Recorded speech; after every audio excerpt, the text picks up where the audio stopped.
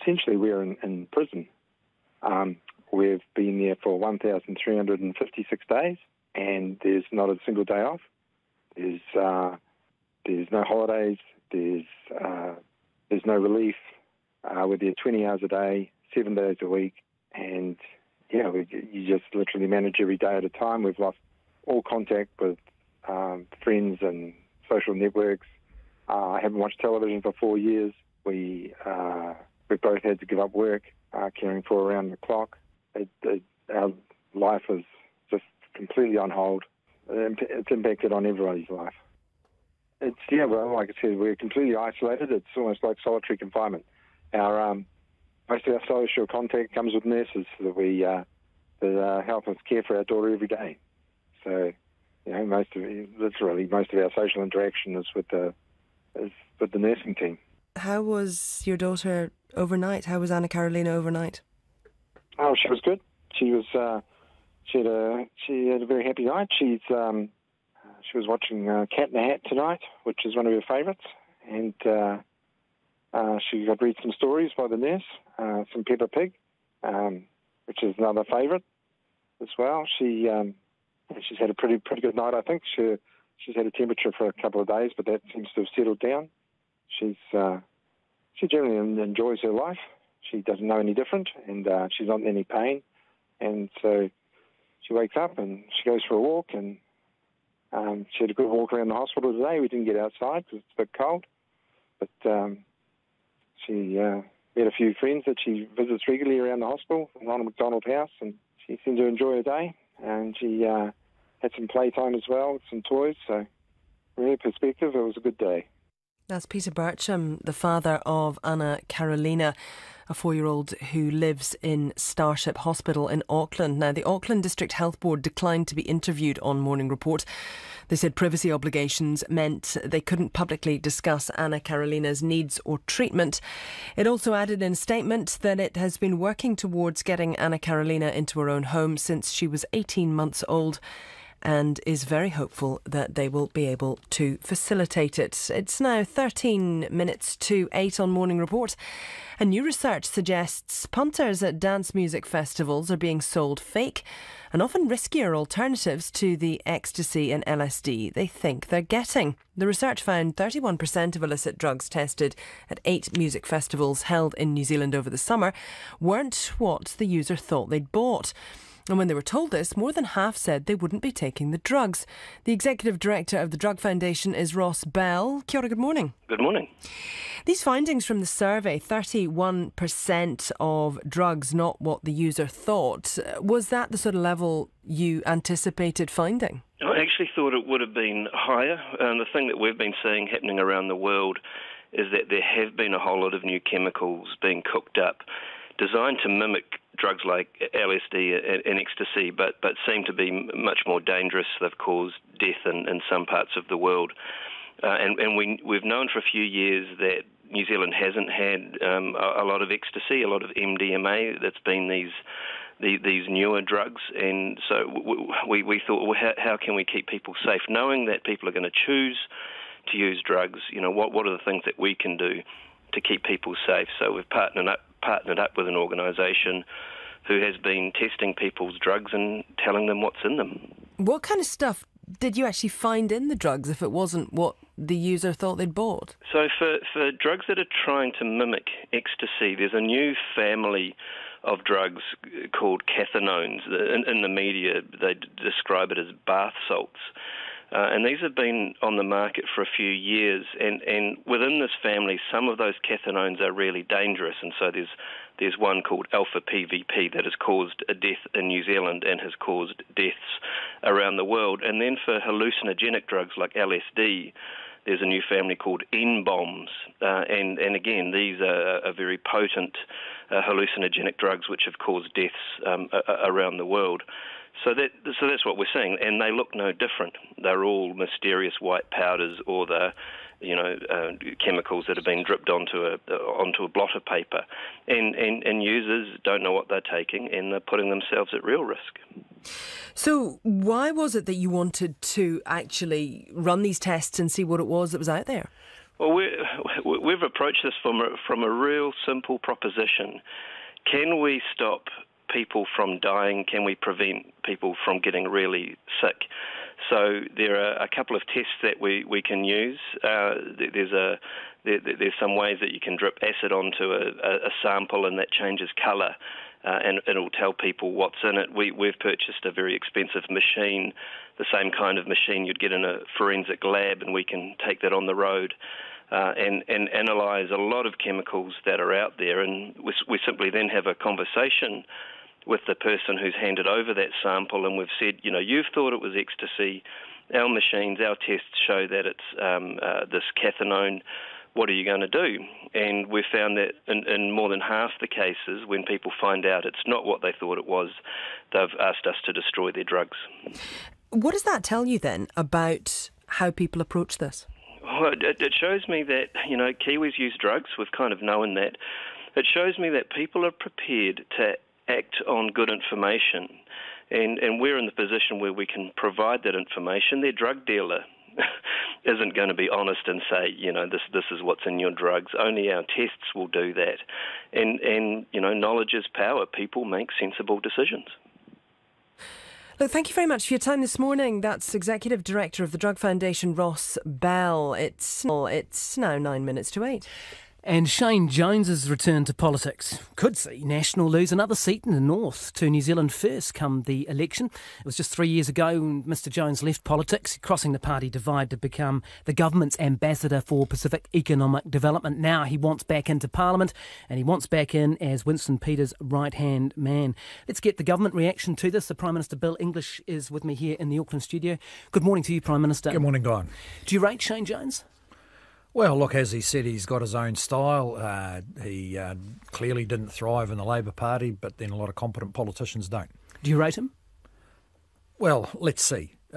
Look, he's a candidate in a seat. We want to beat him in that seat. We've got a hard-working MP there, and we'll need to work hard to win. You rated him highly to give him a government job. Well, he was. That's a very specific diplomatic job. Pacific Fisheries, as far as we can see, he did it quite competently. Mm. What do you think about the prospect of New Zealand First becoming a very significant player in this election? They're already polling around 10%. We know they've been pretty good campaigners in the past. Well, look, they've been doing a bit better because Labour haven't been doing well. I think they're finding it a bit tougher in the regions than they might have imagined because our regions are growing mostly and doing better than the picture that Winston Peters has created in the past. So they'll be casting around for the issues that get them ahead. That's what you would expect from a smaller party. Mm. We saw Winston Peters last week saying that you should resign over the Todd Barclay affair. He doesn't think you're fit to be PM.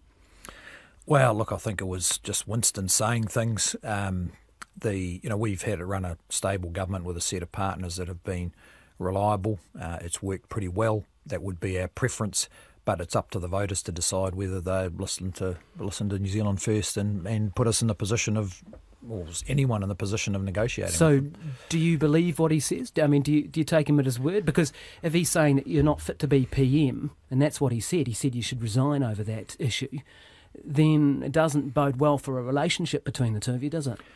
Oh well, look, I just don't believe what he says. I don't think in that case. I think he's just sort of saying things because that was the issue of the week.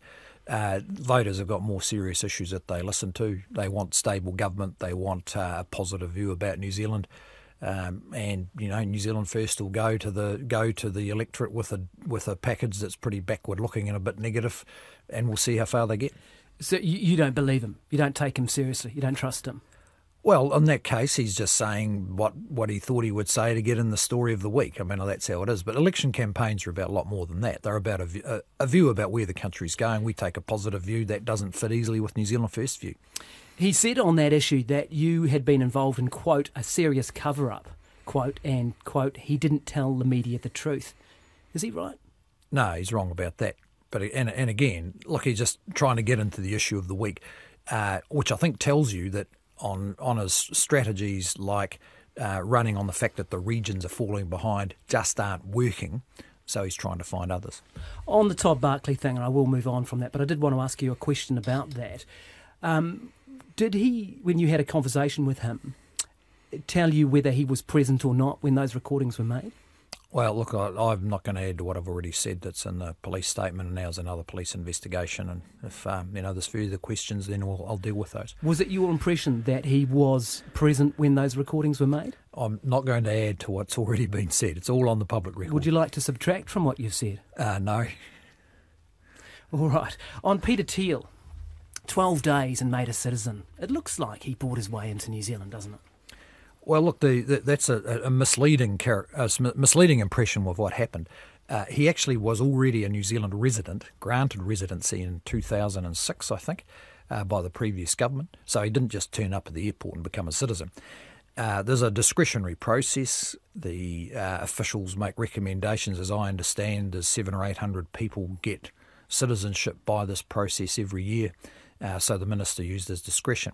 I think we need to remember the context. At the time, New Zealand was coming out of recession, looking for flows of capital, things that might help us get ahead. We're quite happy with the fact that Peter Thiel's a citizen. He wouldn't have got citizenship, though, would he, if it wasn't for his wealth? Well, if he wasn't an investor, that probably would have made a difference. I mean, you'd need to look at the official advice about that. But he wants citizenship to... Well, why do you think he wants citizenship? I've got an idea about why he might want it, but what do you think? Look, I don't know what his particular reasons were. We find more and more people want to be citizens of a stable, safe, credible country. New Zealand's profile is rising around the world. That's a good thing. Well, he had permanent residency, so he could come here whenever he wanted. He could live here for as long as he wanted, right? Well, and you're best to ask him about why he wanted to change that status. But it allows you to buy anything you like without scrutiny from the Overseas Investment Office, doesn't it? That's a point of fact, isn't it? If you're a New Zealand citizen, you can buy what you like without scrutiny from the Overseas Investment Office. That may well be the case. I don't know if that was his motivation. No, but that is true, isn't it?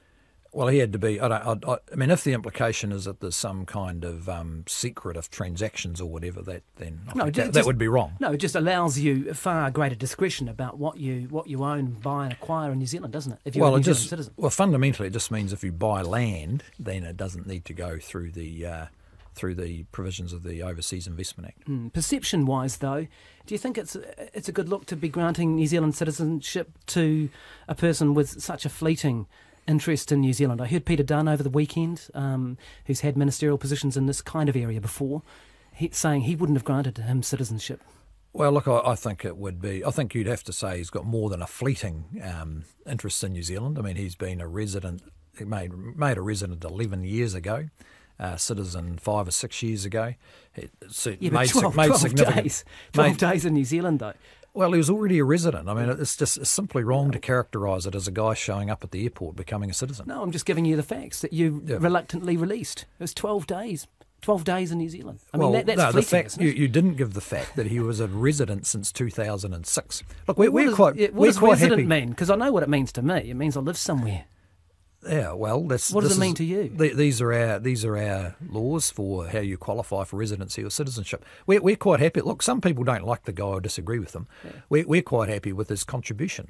He's particularly in our tech sector got a set of relationships with the US tech sector, which I am told have been very useful for the development of what's now one of our faster growing export sectors. Yeah, for sure. These are good things. These are good things for sure. But is it an ongoing and enduring interest, or did he get the stamp, get the passport, and lose interest in us? Well, I hope it's an ongoing and enduring interest. Because we could continue to benefit as a country from that kind of connection. And do you have any evidence that it is? I mean, is he a guy that you've stayed in touch with? I think I may have met him once in my office a number of years ago. But we don't track citizens to make sure that they're behaving correctly. I mean, he's a citizen of New Zealand. He has the same rights as everybody else. Yeah. So no regrets about offering him citizenship at all?